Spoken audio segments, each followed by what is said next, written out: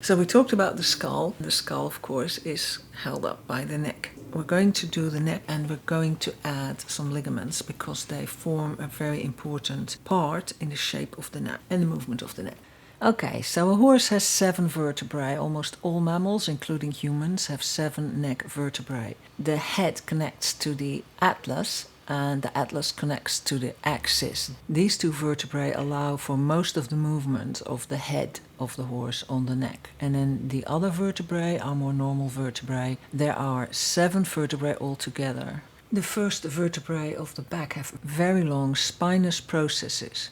These form the actual withers of the horse. So what happens in the rest of the space? Because you can see that the neck vertebrae come from the middle of the body of the horse. Well, what we get is a very strong rope-like ligament, which is called the Ligamentum Nuchae. It attaches from the back of the skull to the axis and to the supraspinous processes of the back vertebrae. So there are 2 portions of the Ligamentum Nuchae.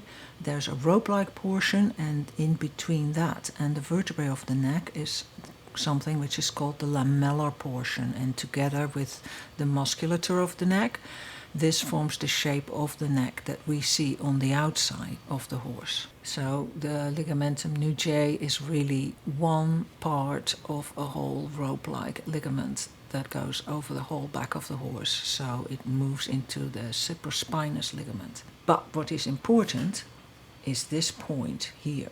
Why is painting a grazing horse so difficult if you do not realize that the neck comes out of, from a skeletal point of view, comes out of the middle of the body of a horse?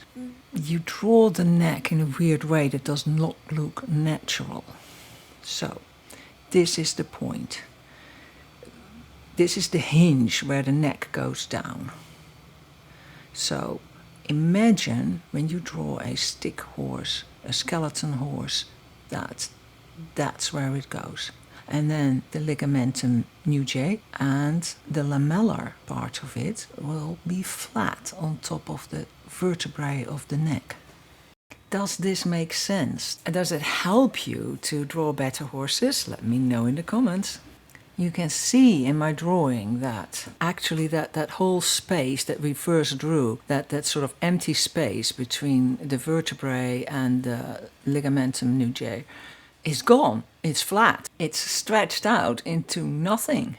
So don't put like a bulb on the neck of your horse. Imagine this thing being flat. Imagine the skeleton underneath. It's always so very helpful.